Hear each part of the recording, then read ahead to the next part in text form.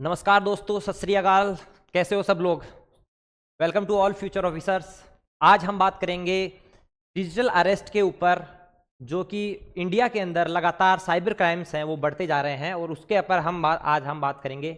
आज का जो टॉपिक है वो CAPF पेपर 2 के लिए इम्पोर्टेंट है हमारा, और ये है डिजिटल अरेस्ट से, जो कि एक साइबर क्राइम से रिलेटेड ही एक टॉपिक है। और कहीं ना कहीं देखा जाए तो पेपर 2 के लिए वर्तमान में जो आने वाला एग्जाम है उसमें जो साइबर क्राइम से रिलेटेड ऐसे है उसे पूछे जाने की प्रोबेबिलिटी है वो बहुत ही ज़्यादा है। तो आप ये देखे होंगे कि आने वाले जो न्यूज़पेपर्स हैं, आपने पिछले 6 महीने के लगातार अगर न्यूज़पेपर आपने पढ़े होंगे तो उनमें आपने ये देखा होगा कि कहीं ना कहीं जो ये हेडलाइंस है, कहीं ना कहीं हम देखें कि 1.3 करोड़ रुपए की यहाँ पे ठगी की गई है एक 73 ओल्ड महिला के साथ। इसके अलावा जो सैन्यकर्मी है उसके साथ भी डिजिटल अरेस्ट का फ्रॉड करके 15 लाख रुपए ठगे गए हैं। इसके अलावा हम देखें कि गोरखपुर की ये सिटी न्यूज़ है, CBI अफसर बन के कहीं ना कहीं 14 लाख रुपए ठगे गए हैं। और कहीं ना कहीं ऐसी प्रकार की तमाम न्यूज़ हैं जो सोशल मीडिया पे और वर्तमान समय में न्यूज़ में चलती रही हैं। तो ये टॉपिक है वो हमारे लिए इम्पोर्टेंट हो जाता है कि हम किस प्रकार से इसको एड्रेस करें। अगर CAPF पेपर 2 में अगर हमें ऐसे पूछा जाता है, इस पर हमें आर्ग्यूमेंट पूछा जाता है, किसी भी प्रकार का आर्ग्यूमेंट हमें पूछा जाता है, तो हमें इसके ऊपर आर्ग्यूमेंट लिखना आना चाहिए, ऐसे लिखना आना चाहिए, या फिर हमें इस पर एक अच्छी रिपोर्ट भी लिखना आना चाहिए। अब इन तीनों चीज़ों के लिए, चाहे वो ऐसे हो, चाहे पेपर 1 हो, चाहे पेपर 1 में फैक्चुअल नॉलेज हो, ऐसे हो, या फिर आर्ग्यूमेंट राइटिंग हो, तो इसके लिए हमारे पास डिजिटल अरेस्ट से रिलेटेड कुछ ऐसी जानकारी होनी चाहिए जो हमें पता हो और हम इसके बारे में लिख सकें। तो चलिए स्टार्ट करते हैं डिजिटल अरेस्ट। इससे पहले मैं आपको एक बात बताऊं कि अभी नरेंद्र मोदी का अपने जो प्रधानमंत्री हैं उनका 115वां मन की बात का एक सेशन था, उसमें जो मेन मुद्दा था वो था डिजिटल अरेस्ट से सावधान। कहीं ना कहीं नरेंद्र मोदी के द्वारा जो 115वीं मन की बात का जो सेशन रिकॉर्ड किया गया है और जो लोगों को संबोधित किया गया है भारतीय जनता को, उसमें ये बताया गया कि डिजिटल अरेस्ट से कैसे सावधान रहें। तो कहीं ना कहीं देखी जाए तो यह इंपॉर्टेंट बन जाता है हमारे CAPF पेपर 2 के लिए। तो चलिए आगे डिस्कस करते हैं हम। डिजिटल अरेस्ट हमें देखना पड़ेगा डिजिटल अरेस्ट क्या है, और सबसे पहले तो उसकी अंडरस्टैंडिंग हमें डेवलप करनी पड़ेगी कि ये स्कैम क्या है और किस प्रकार से ये स्कैम हो रहा है वर्तमान समय में। उसके बाद में इसकी मैकेनिक्स है कि किस प्रकार से ये स्कैम काम करता है, इसके अंदर किस प्रकार लोग दूसरे लोगों को झांसे में लेते हैं और उनके साथ फाइनेंशियल फ्रॉड्स करते हैं। तीसरी चीज है कि यह क्यों डिजिटल इंडिया के, अभी हम देख रहे हैं कि डिजिटल इंडिया में लगातार जो डिजिटल ट्रांजिशंस हैं वो बढ़ रहे हैं, डिजिटल लिटरेसी है वो लोगों में कम है, जिसका फायदा उठाते हैं ये डिजिटल फ्रॉडस्टर साइबर क्राइम वाले। और किस प्रकार से क्यों ये इतना फेमस हो रहा है उसके बारे में हम जानकारी लेंगे। उसके बाद एक सामान्य नागरिक होने के नाते हम क्या क्या प्रिकॉशंस रख सकते हैं उसके बारे में हम जानकारी लेंगे। उसके बाद हम बात करेंगे कि कुछ गवर्नमेंट के ऐसे इनिशिएटिव्स हैं जिनके तहत साइबर क्राइम के एक टाइप डिजिटल अरेस्ट को कार्व करने के लिए कुछ गवर्नमेंट ने गाइडलाइन जारी की है, जनता के लिए दी है, और क्या क्या गवर्नमेंट ने स्टेप्स उठाए हैं इसे कार्व करने के लिए, उनकी जानकारी लेंगे।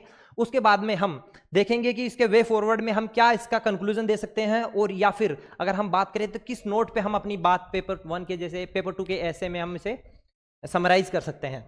ओवरऑल हम बात करें तो मैं आपको इसमें ये सारी चीज़ें आपको बताऊंगा जिसके आधार पे किस प्रकार से 300 से 400 शब्दों में आप ऐसे लिख सकते हो। यहाँ पे मैं आपको लगभग 1000 से 2000 वर्ड्स का कंटेंट आपको डिलीवर करने वाला हूँ, जिसको समराइज करके आपको पेपर 2 में ऐसे लिखना है। इसका एक जो लास्ट में मैं एक मॉडल आंसर है वो भी आपको प्रोवाइड करवा दूंगा। तो चलिए शुरू करते हैं। सबसे पहले देखते हैं कि डिजिटल अरेस्ट क्या है और क्यों ये अभी ये इतना न्यूज़ में चल रहा है। तो डिजिटल अरेस्ट, सबसे पहले तो आपने देखा होगा कि आपके पास एक कॉल आता है और उस कॉल में आपसे कहा जाता है कि आपका जो आधार कार्ड है वो लिंक्ड है ऐसी कुछ फ्रॉडस्टर्स सिम के साथ, और मैं CBI से एक ऑफिसर बोल रहा हूँ, मुंबई थाने से बोल रहा हूँ, कस्टम विभाग से बोल रहा हूँ, और आपको डिजिटली अरेस्ट किया जाता है क्योंकि आपका आधार कार्ड ऐसी एक्टिविटीज़ में लिंक्ड है जो कि गतिविधियां हैं वो देश के लिए खतरा उत्पन्न कर सकती हैं, और आप में कहीं ना कहीं आपको डिजिटल अरेस्ट करने की धमकी दी जाती है, और आपको कहा जाता है कि आप किसी भी प्रकार से लोगों के साथ कनेक्शन इस्टेब्लिशमेंट ना करें। तो वही चीज़ आपको यहाँ पे बताई गई है कि डिजिटल अरेस्ट के अंदर क्या होता है, ये एक प्रकार का साइबर फ्रॉड है, जहां पे स्कैमर्स होते हैं वो अपने आप को लॉ इन्फोर्समेंट एजेंसी का बताते हैं। कहीं ना कहीं वो आपसे कहेंगे कि वो एक सीबीआई के ऑफिसर बोल रहे हैं, वो कहीं आपको कहेंगे वो ईडी के ऑफिसर्स बोल रहे हैं, वो सीडीआई के ऑफिसर बोल रहे हैं, और आपको डिजिटली अरेस्ट करने की बात कही जाती है। डिजिटली अरेस्ट करने की आपको बात कही जाती है, वो आपको डिजिटल मीन से ही कहेंगे। आपके पास व्हाट्सएप कॉल आ सकता है, आपके पास साधारण कॉल आ सकता है, और आपको कहा जाएगा कि आप डिजिटली अरेस्ट हो चुके हैं। जबकि अगर वर्तमान समय में देखें तो इंटरनेशनल और नेशनल किसी भी लेवल पे डिजिटल अरेस्ट जैसा कोई भी शब्द चर्चा में नहीं है। कोई भी ऐसा लीगल प्रोविजन डिजिटल अरेस्ट का, ऐसा भी कोई भी लीगल प्रोविजन नहीं है। ठीक है, ऐसा कोई फ्रेमवर्क ना तो इंडिया में है, ना ही ग्लोबली कहीं पे ऐसा प्रोविजन है। तो कहीं ना कहीं जो स्कैमर्स हैं वो इसका फायदा उठाते हैं। क्यों? क्योंकि लोगों को इसके बारे में जानकारी का अभाव होता है। वो सोचते हैं, एक डर का माहौल उनमें बन जाता है कि हम डिजिटली अरेस्ट हो गए और इससे हमें कैसे छुटकारा हमें मिले। कहीं ना कहीं जो डिजिटल साइबर फ्रॉड जो फ्रॉडस्टर्स हैं वो इस चीज़ का भी फायदा उठाते हैं, और आपको कहीं ना कहीं आपको जो लीगल प्रोसीडिंग्स में अटकाने की, उलझाने की कोशिश करते हैं। आपको वो कहते हैं आपको कि आपके ऊपर है, आप हमारे साथ कोऑपरेशन नहीं करेंगे तो आपके साथ कहीं ना कहीं लीगल, आपको जो कहीं ना कहीं एक लीगल प्रोसीजर से गुजरना पड़ेगा, और आपको बार बार थाने के, न्यायालय के चक्कर काटने पड़ेंगे। ठीक है, ये सारी चीज़ें बताई जाती है, जिससे कि एक सामान्य इंसान होता है वो इनके दबाव में आ जाता है और सोचने लगता है कि मैं डिजिटली अरेस्ट हो गया हूं, और ऐसी मेरे जो डॉक्यूमेंट्स है उनका कहीं ना कहीं इलीगल यूज़ किया गया है और मैं इस चीज़ में फंस गया हूं। उसके बाद में अगर हम एक डेटा की बात करें कि जनरली कितना डेटा है और कितने फ्रॉडस्टर्स हैं इसका यूज़ किया है उन्होंने, तो according to the cyber crime coordination centre I4C है, जो गृह मंत्रालय के अधीन काम करता है, उसने अभी national digital crime report portal, ये इस पोर्टल पे हम जानकारी देखते हैं, तो उसके अनुसार लगभग 92,000 से ज़्यादा डिजिटल स्कैम के जो अरेस्ट के केस हैं वो इंडिया में पिछले एक साल के अंदर रिपोर्ट किए गए हैं, जिनमें अगर बात करें फाइनेंशियल लॉसेस की तो वो कहीं ना कहीं 2,000 करोड़ रुपए से भी ऊपर का स्कैम भारतीय लोगों के साथ किया गया है। तो ये कहीं ना कहीं एक अलार्मिंग सिचुएशन है और हमें इस पे जानकारी होना बहुत ही अति आवश्यक है। तो अब हम देखते हैं कि डिजिटल स्कैम है वो किस प्रकार से वर्क करता है, इसके अंदर कौन सी ऐसी प्रोसेस है कि एक सामान्य इंसान को बेसिक पता होता है कि ऐसी प्रकार से कॉल आते हैं, लेकिन फिर भी एक समझदार व्यक्ति भी, एक वेल एजुकेटेड पर्सन भी इस चीज़ में फंस जाता है। क्या कारण है इसका और किस प्रकार से ये काम करता है, उसके बारे में देखते हैं हम। तो अब ये है कि डिजिटल वर्क है, ये डिजिटल अरेस्ट है वो कैसे काम करता है। इसके अंदर सबसे पहले इनिशियली कॉन्टैक्ट स्थापित कर किया जाता है। आपके पास व्हाट्सएप से, आपके पास नॉर्मल कॉल से, स्काइप से एक वीडियो कॉल आता है जिसमें सामने वाला कहता है कि मैं सीबीआई से, ईडी से या कस्टम डिपार्टमेंट से या साइबर क्राइम सेंटर से बोल रहा हूँ, और आपको फियर इंडक्शन करवाया जाता है कि आपके जो डॉक्यूमेंट्स हैं उनका इलीगल एक्टिविटीज़ के अंदर यूज़ किया गया है, और साथ ही साथ आपको ऑफिशियल है वो जो आपसे साथ वीडियो कॉल करते हैं वो कहीं ना कहीं ऐसी जगह पे करते हैं कि उनके पीछे जो लोगो होता है वो ऑफिशियल एजेंसी का होता है, लाइक सीबीआई का, लाइक ईडीआई का, और आप समझते हैं कि कहीं ना कहीं जो ये जो कॉल आ रहा है वो वास्तविक ऑफिशियल्स का ही आ रहा है, क्योंकि जो वेल एजुकेटेड लोग रहते हैं उनका कानून के अंदर विश्वास है वो ज़्यादा रहता है। और जैसे वर्तमान समय में डिजिटल इंडिया की और जो हर चीज़ डिजिटलाइजेशन हो रहा है, आपने देखा होगा कई सारी कोर्ट्स की, मध्य प्रदेश कोर्ट की, इलाहाबाद हाई कोर्ट्स की, दिल्ली हाई कोर्ट्स की जो बेंचें हैं कहीं ना कहीं वो भी अभी ऑनलाइन लोगों की जो वो कर रही हैं, क्या बोलते हैं ना, रिपोर्टिंग है, जो कहीं ना कहीं न्यायालय के द्वारा जो केस है उनकी सुनवाई है वो ऑनलाइन की जा रही है। तो लोग, उनका विश्वास हो जाता है कि हाँ ये हो सकता है सही में हो और मैं इस चीज़ में फंस गया हूँ। उसके बाद वो क्या आपको करते हैं, इंटीमेशन एंड आइसोलेशन। आपको कहते हैं कि आपको किसी से भी आप कॉन्टेक्ट स्थापित करने की ज़रूरत नहीं है, अगर आप ऐसा करते हैं तो आप पे लीगल प्रोसीडिंग्स की जाएंगी। ठीक है, और उसके बाद उनका जो मेन पर्पस है फाइनेंशियल फ्रॉड करने का वो स्टार्ट होता है। आपको वो कहते हैं, विक्टिम्स को वो किसी ना किसी तरीके से कोर्स करते हैं कि आप उनको मनी ट्रांसफ़र कर दें।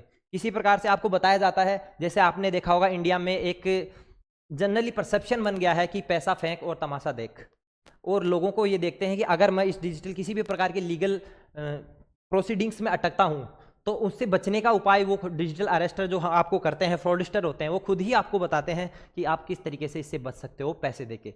और कहीं ना कहीं जो व्यक्ति है, उसकी समाज में रेपुटेशन है, वो नहीं चाहता कि उसकी इमेज खराब हो, उसके ऐसा कोई बात समाज में आए कि जिससे उसे लगे कि उसने फ्रॉडस्टर किया है या वो एक फ्रॉड है। तो वो सोचता है कि मैं जैसे कुछ पैसे दे के अपना इन मामलों से बरी होता हूँ। तो वो आपको स्पेसिफिकली अकाउंट्स ऐसे बताते हैं कि जब तक आपका जो पैसा है वो आप इन अकाउंट्स में आपको डाल दीजिए, इन गवर्नमेंट अकाउंट्स हैं। कई बार ये जो अकाउंट्स होते हैं ये म्यूल अकाउंट्स भी होते हैं, म्यूल अकाउंट्स भी होते हैं। आप कहेंगे म्यूल अकाउंट्स कैसे, कि कुछ लोगों के जो अकाउंट्स हैं वो ले लिए जाते हैं, उनको कुछ प्रतिशत जैसे कि 5% 10% पैसा उनको दिया जाता है उनके अकाउंट का यूज़ करने के लिए, और उन ऐसे अकाउंट्स का यूज़ उन फ्रॉडस्टर्स के द्वारा किया जाता है। इससे क्या होता है कि इन लोगों को अगर आप अकाउंट्स अपनी जो लॉ इन्फोर्समेंट एजेंसीज हैं उनके द्वारा अगर इन अकाउंट्स को पकड़ा भी जाता है तो वो कोई नॉर्मल अपने किसी झारखंड के, छत्तीसगढ़ के ऐसे गरीब घर के अकाउंट्स होते हैं जिनके ऊपर आप बड़ा एक्शन भी नहीं ले सकते हो, ठीक है। उसके बाद ये क्या करते हैं, जैसे अभी एक रिसेंटली केस आया था, वर्धमान ग्रुप के जो सीईओ हैं उस SP Agarwal ji, I think उनका नाम एसपी ओसवाल जी, उनको डिजिटल अरेस्ट का सामना करना पड़ा। लुधियाना पुलिस में उन्होंने रिपोर्ट करवाया और उनको कहा गया कि जो उनके जो अकाउंट्स हैं और उनका जो आधार है वो लिंक है ऐसी इलीगल एक्टिविटीज़ में, और उनको डिजिटल अरेस्ट किया जाता है। कहीं ना कहीं देखा जाए तो 7 करोड़ रुपए की उनके साथ साइबर ठगी की गई। उसके बाद उन्होंने लुधियाना पुलिस को रिपोर्ट करवाया और उसके बाद लगभग 7 करोड़ में से पुलिस ने जानकारी इकट्ठा की और आगे काम करके 5 करोड़ रुपए के आसपास उन्होंने वापस बरामद भी किए हैं। लेकिन ये इंडिया का एक सबसे बड़ा साइबर फ्रॉड अभी तक का नोट किया गया है। पहली चीज़ है, आपको वो किसी भी प्रकार से इस चीज़ के लिए मना लेंगे कि आप पैसे दीजिए और इन मामलों से बरी होइए। दूसरी चीज़ है कि वो एडवांस टेक्नोलॉजी का यूज़ कर रहे हैं। जैसे हम देखें कि एआई मॉड्यूलेशन का वो आवाज़ कर रहे हैं। आप किसी जज को जानते हो या आपने उसकी टीवी पे वीडियोस देखी हो, उसकी आवाज़ आपको पता है, तो वो डीप फेक जैसी टेक्नोलॉजी का यूज़ करते हैं जिससे कि हूबहू उसी जज की कॉपी आपको सामने बैठी हुई लगती है। आवाज़ वॉइस मॉड्यूलेशन का प्रयोग करते हैं, जिस प्रकार से जिस लहजे में वो बोलते हैं, जो जज आपने देखा होगा टीवी में, उसी वॉइस का वो क्लोनिंग करते हैं और आपको लगता है कि ये जो वीडियो कॉल आ रहा है वो एक लीगल वीडियो कॉल है और हमारे ऊपर एक लीगल कार्यवाही हो चुकी है। कहीं ना कहीं हम इसमें देखें कि वो आर्टिफिशियल इंटेलिजेंस का यूज़ कर रहे हैं, डीप फेक्स वीडियोज़ का यूज़ कर रहे हैं, वॉइस मॉड्यूलेशन का यूज़ कर रहे हैं, और दूसरी चीज़ है वर्चुअल प्राइवेट नेटवर्क्स का यूज़ कर रहे हैं, जिससे हमें उन्हें ट्रेस करने में भी बड़ी मशक्क़त का सामना करना पड़ता है। उसके बाद में हम देखते हैं कि इस प्रकार से हमारी जो भारतीय जनता है वो इसका लगातार शिकार हो रही है। तो डिजिटल अरेस्ट इतना प्रीवेलेंट क्यों है, क्यों भारत में इतना डिजिटल अरेस्ट किया जा रहा है लोगों को, और साइबर फ्रॉड लगातार भारत में बढ़ते ही जा रहे हैं हम देखें तो उसके कुछ कारण हैं। हम उन कारणों की बात करते हैं, जैसे फियर एंड पैनिक। पहला जो मेन कारण है वो है फियर और पैनिक। जैसे ही आपके पास कॉल आता है या एक नॉर्मल साधारण व्यक्ति के पास कॉल आता है कि आपको डिजिटली अरेस्ट किया जा रहा है, आपके इस तरीके से आपके जो डॉक्यूमेंट है, आपकी जो सिम्स वगैरह है वो यूज़ की गई है, तो आप कहीं ना कहीं उसके अंदर ट्रिगर, ऐसा पैनिक ट्रिगर किया जाता है और जो विक्टिम है उसके अंदर एक फियर का माहौल बना दिया जाता है। वो कहीं ना कहीं डरने लगता है, उसको अपनी जो रेपुटेशन है वो डैमेज होने का खतरा रहता है। उसको लगता है कि विक्टिम को कैसे भी क्विकली तरीके से इस चीज़ों को रिजोल्व कर दिया जाए। दूसरी चीज़ है lack of awareness. Lack of awareness, भारतीय जो जनता है, डिजिटल जो एक बाढ़ आई है अभी 2016 में जब से इंटरनेट सस्ता हुआ है, तो कहीं ना कहीं भारत के जो लोग हैं कहीं डिजिटली इतना एक्टिव हो गए हैं कि भारत है वो दूसरे नंबर पे सबसे ज़्यादा डिजिटल उपभोक्ता रखता है जो इंटरनेट का यूज़ कर रहे हैं आफ्टर चाइना, ठीक है। लेकिन लोगों के पास डिजिटल लिटरेसी नहीं है इतनी। ज़्यादातर जो लोग हैं वो लगभग 51% से ज़्यादा लोग हैं वो ग्रामीण परिवेश के हैं, उन्हें केवल अपना बेसिक यूपीआई से डिजिटल ट्रांजेक्शन करना आता है। जनरली अपना इंटरनेट का यूट्यूब पे वीडियोस वगैरह देख लिए, उन्हें डिजिटली लिटरेसी नहीं है, जिसके कारण वे उनके अंदर उनको प्रोसीडिंग्स का पता नहीं है कि किस प्रकार से ऐसे जो सीनियर सिटीजन्स है वो फेमिलियर नहीं है इसके साथ में, और उन्हें पता अनअवेयर हैं वो लीगल अरेस्ट में क्या प्रोसीजर होती है और क्या प्रोसीजर नहीं होती। उन्हें पता ही नहीं है कि किस प्रकार से ऐसी जो मैनिपुलेशन टेक्निक्स है वो की जाती है लोगों के द्वारा, और इतने ही सुभेद्य वो होते हैं कि उनके साथ ये लीगल प्रोसीडिंग्स का डर दिखाकर उन्हें साइबर फ्रॉड उनके साथ किया जाता है। तीसरी चीज़ है सर्ज ऑफ डिजिटल ट्रांजिशन। जो आपने देखा होगा यूपीआई के आने के बाद जो डिजिटल ट्रांजिशन है वो लगातार बढ़ते ही रहे हैं, और कहीं ना कहीं जो साइबर फ्रॉडस्टर्स हैं उनके लिए भी ये एक अपॉर्चुनिटी उन्हें नज़र आती है। जैसा कि हम इसमें बताया गया है हमें कि ऑनलाइन ट्रांजेक्शन है वो डिजिटल सर्विसेज है वो लगातार एक्सपेंड कर रही है इंडिया में जब से इंटरनेट सस्ता हुआ है। और उसके बाद नेशनल क्राइम रिपोर्ट ब्यूरो ने अभी जो है रिपोर्ट किया था 2020 से 2022 तक 17,000 ऐसे केस आए हैं जिनके अंदर डिजिटल फ्रॉड किया गया है, साइबर क्राइम किया गया है उनके साथ। तो कहीं ना कहीं देखें तो ये भी बढ़ती जा रही है चीज़ें। तीसरी चीज़ है क्रॉस बॉर्डर ऑपरेशंस। जो डिजिटल अरेस्टर्स हैं वो इंडिया में ऑपरेट नहीं कर रहे हैं, वो अपनी आसपास की कंट्रीज लाइक बर्मा हो, अपने म्यांमार हो गया, दुबई हो गया, बांग्लादेश हो गया, इन देशों से जो डिजिटल अरेस्ट वाला जो स्कैम है, साइबर फ्रॉड है, वो कर रहे हैं। तो लॉ इन्फोर्समेंट एजेंसीज के द्वारा इन्हें ट्रेस कर पाना भी मुश्किल काम हो गया है। तीसरी चीज़ जैसे मैंने बताई कि जो डिजिटल एडवांसमेंट है, टेक्नोलॉजिकल एडवांसमेंट है, उसका प्रयोग वो करते हैं, वॉइस क्लोनिंग करते हैं और डीप फेक्स का प्रयोग करते हैं। इन्हें ट्रैक कर पाना काफ़ी मुश्किल हो जाता है और एक आम नागरिक के लिए इनके लिए ऊपर विश्वास करना भी उतना ही आसान हो जाता है। उसके बाद हम बात करते हैं कि कौन कौन सी प्रिकॉशंस एक आम नागरिक होने के नाते हम ऐसी कौन कौन सी प्रिकॉशंस ले सकते हैं कि हम डिजिटल अरेस्ट से बच सकें। ठीक है, उसके लिए हम बात करें तो सबसे पहला जो है स्टे काम एंड वेरीफाई। इसका मतलब है जब भी आपके पास ऐसा कोई वीडियो कॉल आता है तो उसमें आप आराम से सोचिए, शांत रहिए, पैनिक करने की बिल्कुल भी आवश्यकता नहीं है और उस चीज़ को वेरीफाई कीजिए। उस चीज़ को वेरीफाई कीजिए कि ऐसी है, जो लॉ इन्फोर्समेंट एजेंसी है उसका जो ऑफिशियल्स वेबसाइट्स है उससे आप उसको वेरीफाई कीजिए कि ऐसा कुछ हुआ है, वास्तव में भी हुआ है या मेरे साथ कोई ये फ्रॉड कर रहा है। वो दूसरी चीज़ है, उसके बाद में अपनी जो पर्सनल इन्फॉर्मेशंस हैं उसे आप प्रोटेक्ट करके रखिए। लाइक आपका जो आधार कार्ड हो गया, पैन नंबर हो गया, बैंक अकाउंट नंबर हो गए, इसे आप किसी भी इनके जो OTP हो गए, ये किसी भी साथ आपको सेंसिटिव इन्फॉर्मेशन है, ये आपको किसी के साथ भी शेयर नहीं करना है। बार बार RBI के द्वारा भी इस प्रकार के एड चलाए जाते हैं, जागरूकता अवेयरनेस कैंपेन चलाए जाते हैं कि ये आपके साथ साइबर फ्रॉड हो सकता है। तीसरी सीरीज है डॉक्यूमेंट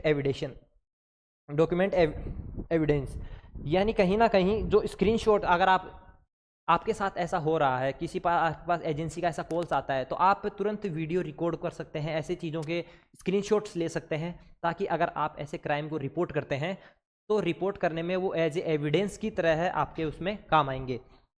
उसके बाद में आपको इमीडिएटली ऐसा कुछ भी होता है तो पैसे ट्रांसफ़र ना करने के बजाय आपको उसे रिपोर्ट करना चाहिए। जो अपनी लॉ इन्फोर्समेंट एजेंसी है, national cyber crime reporting portal है या फिर हेल्पलाइन नंबर है 1930, इस पर आपको रिपोर्ट करना चाहिए कि मेरे साथ ऐसा कॉल आया है और मुझे बताया गया है कि ऐसे मेरे आईडीज़ का गलत प्रयोग हुआ है और मेरे को कहीं ना कहीं डिजिटल फ्रॉडस्टर्स का ये सामना करना पड़ा है। तीसरी, अपनी जो साइबर सिक्योरिटी है उन्हें इन्हेंस करने की ज़रूरत है। हमें अपनी मल्टी फैक्टर ऑथेंटिकेशन अपने पे रखिए, ईमेल पे, वाईफाई पासवर्ड्स पे, और पब्लिक वाईफाई का जितना कम यूज़ हो सके उतना कम यूज़ करिए, खुद का वाईफाई लगाइए। VPN को आप यूज़ कर सकते हो, क्योंकि जो चीज़ें हैं कहीं ना कहीं इस तरीके से एंटीवायरस का आप यूज़ कर सकते हो आपके कंप्यूटर में, ताकि आपको स्पूफिंग वगैरह, ईमेल वगैरह डाल के ऐसा कोई लिंक भेज के आपके साथ साइबर फ्रॉड ना हो। उसके बाद में हम बात करते हैं कि इंडियन गवर्नमेंट ने कौन कौन से स्टेप्स लिए हैं जिससे हम आप कह सकते हो कि हमारे गवर्नमेंट है हमारे लिए काम कर रही है। ठीक है, तो उसमें हम बात करें सबसे पहले कि पब्लिक अवेयरनेस कैंपेन्स, गवर्नमेंट के द्वारा अलग अलग पब्लिक अवेयरनेस कैंपेन्स भी चलाए गए हैं, जिनमें हम बात करें अक्टूबर 2024 में मन की बात कार्यक्रम में जो 115वां एपिसोड था, लगभग शायद 115वां एपिसोड था, उसमें प्रधानमंत्री ने एक बात कही लोगों से कि किस प्रकार से आप डिजिटल अरेस्ट और डिजिटल क्राइम जैसी आपके साथ चीज़ें होती हैं, डिजिटल आपके पास कोई तरह का फ्रॉड होता है तो उस पर आप कैसे अवेयर रहें, उसके प्रति लोगों, आप उस चीज़ों को आप इन्फोर्समेंट एजेंसीज़ को अलग अलग रिपोर्ट करवाइए। इस नंबर पे आप सेफ इंडिया जो डिजिटल मिशन इंडिया गवर्नमेंट के द्वारा चलाया गया एक हेल्पलाइन नंबर 1930 ये जारी करेगी, इसमें आप कुछ भी ऐसे फ्रॉड को रिपोर्ट कर सकते हो। ठीक है, तो एक पहला स्टेप है वो अवेयरनेस प्रोग्राम चलाया गया है गवर्नमेंट ऑफ इंडिया के द्वारा। दूसरा है कि ये जो फ्रॉडस्टर्स होते हैं वो अलग अलग इंटर स्टेट ऑपरेट करते हैं, दूसरे देश में रहते हैं और वहाँ से ये ऑपरेट करते हैं, तो एक कोऑर्डिनेशन जरूरी होता है दो एजेंसीज़ के मध्य, दूसरे देश की एजेंसी के साथ आप कोऑर्डिनेशन करना आपको बहुत ज़रूरी होता है। तो cyber crime coordination control centre I4C जो गृह मंत्रालय के अंतर्गत है वो भारत सरकार द्वारा बनाया गया है। उसके अलावा नेशनल क्राइम रिपोर्टिंग पोर्टल और हेल्पलाइन नंबर जैसा कि मैं आपको वो बता ही दिया है। उसके अलावा गवर्नमेंट एजेंसीज के द्वारा जो स्कूप्ड कॉल होती हैं उन्हें भी ब्लॉक किया गया है, जैसा कि रिपोर्ट में लगभग शायद इसमें जनवरी 2025 में 2025 में लगभग 20,000 से ज़्यादा ऐसे स्कूप्ड कॉल्स हैं, उन्हें ब्लॉक किया गया है, भी इनको कॉल किया गया है ताकि ऐसी कोई भी डिजिटल अरेस्ट या फिर कोई भी साइबर क्राइम की जो जनता के साथ है ऐसी वो ना हो घटना। और जुडिशियल इंटरवेंशन जो राजस्थान हाई कोर्ट है उसके द्वारा आरबीआई को सीधा आरबीआई को इंस्ट्रक्शन दिए हैं, रिजर्व बैंक ऑफ इंडिया को, कि अगर ऐसा कुछ भी डिजिटल फ्रॉड होता है और उसकी सूचना हमें मिलती है तो उन बैंक खातों को एक गाइडलाइन जारी करे अपने सभी बैंकों को कि उन बैंक खातों को सीज किया जाए कुछ टाइम के लिए, जब तक कि उस प्रोसेस का रिजोल्यूशन ना हो। उसके बाद इंटरनेशनल कॉरपोरेशन, ये सबसे ज़्यादा ज़रूरी है। अभी मार्च में इंटरपोल के साथ भारतीय सीबीआई के द्वारा, सेंट्रल बोर्ड ऑफ इन्वेस्टिगेशन के द्वारा एक ऑपरेशन चलाया गया जिसे नाम दिया गया ऑपरेशन चक्र 5।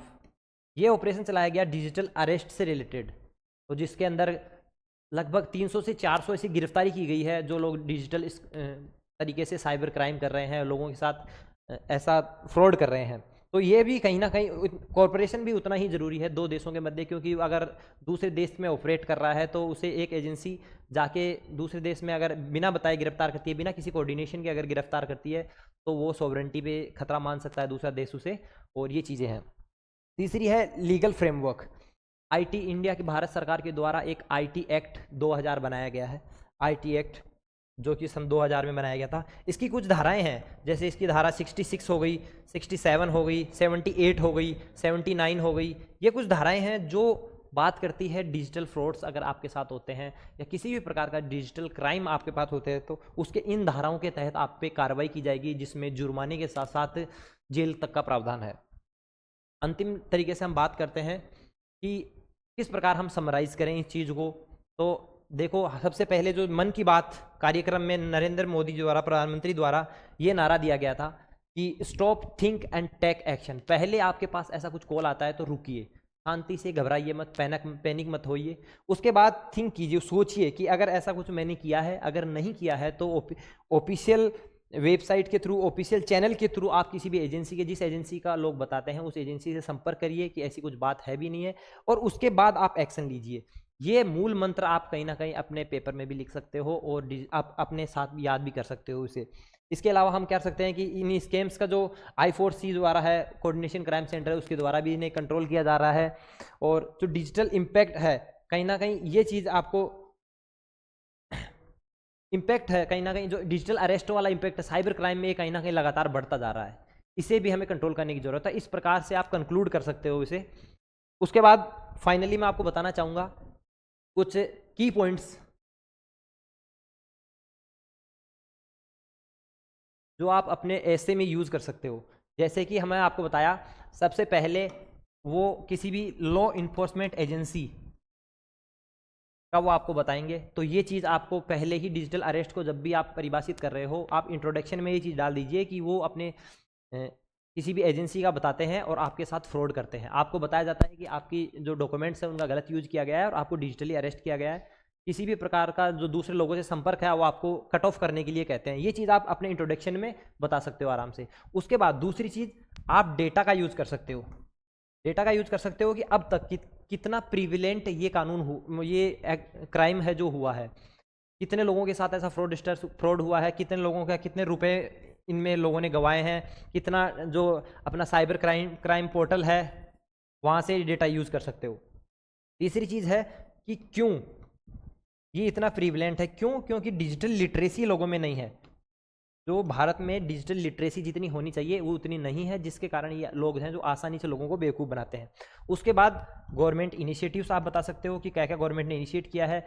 उन्होंने I4C Indian cyber crime coordination centres बनाए हैं, उन्होंने एक हेल्पलाइन 1930 की जारी की है, और उसके अलावा उन्होंने जो क्या बोलते हैं stop, think and take action, इस तरीके का फॉर्मूला उन्होंने दिया है। टेक एक्शन, इस प्रकार का फॉर्मूला उन्होंने दिया है जिससे कि आप इन फ्रॉड से बच सकते हो। और लास्ट में इन सबको समराइज करते हुए आप बता सकते हो कि हमें नीड है डिजिटल लिटरेसी को बढ़ाने की, हमें नीड है किसी नो पैनिक, हमें पैनिक नहीं करना है, हमें इन चीज़ों की जो इन्फॉर्मेशन है डिजिटल लिटरेसी हमें बढ़ानी है अपने देश में, और इनको हमें रिपोर्ट करना है। इन्हें हमें रिपोर्ट करना है, तभी ये चीज़ें हमारी सरकार के द्वारा मिलजुल कर इन चीज़ों पे वो नियंत्रण पाया जा सकता है। तो ये आपके की पॉइंट्स हो गए। इससे आप कोई भी ऐसे लिख सकते हो, कोई भी आपके रिपोर्ट आ रही है तो उसमें रिपोर्ट आप लिख सकते हो। तो ये हो गया हमारा फाइनल आज का, ये जो डिजिटल अरेस्ट पे था, डिजिटल क्राइम पे था, ये आपका हमारा ऐसे का टॉपिक हो। इस पे सारा मटेरियल हमने डिस्कस कर लिया है। उसके बाद 300 से 400 शब्दों में कैसे ऐसे लिखा जाए, इसको मैं आपको एक मॉडल आंसर प्रोवाइड करवा दूंगा, उसे आप देख लीजिए और उसके अनुसार भी आप अपना एक खुद का मॉडल आंसर लिखिए और कंपेयर कीजिए कि उस मॉडल आंसर में और आपके आंसर में कितना फ़र्क आ रहा है, कितना अंतर आ रहा है, कितने डेटा आप अच्छे से यूज़ कर सकते थे, कौन सी टर्म्स है जो आप अच्छे से यूज़ करके उसमें डाल सकते थे। ठीक है, उसके साथ मैं आपके लिए पेपर 1 के लिए एक जो महत्वपूर्ण चीज़ थी कि ऑपरेशन चक्र, इसका यूज़ ये फर्स्ट पेपर के लिए भी प्रयोग किया जा सकता है। फर्स्ट पेपर में भी पूछा जा सकता है कि ये ऑपरेशन क्या है और किसके द्वारा चलाया गया है। ठीक है, तो ये आपका मैंने डिस्कस भी किया था और ये आपके लिए होमवर्क भी है, इसके बारे में चेक कीजिएगा। ठीक है, धन्यवाद। आज का वीडियो यहीं समाप्त होता है। Thank you very much.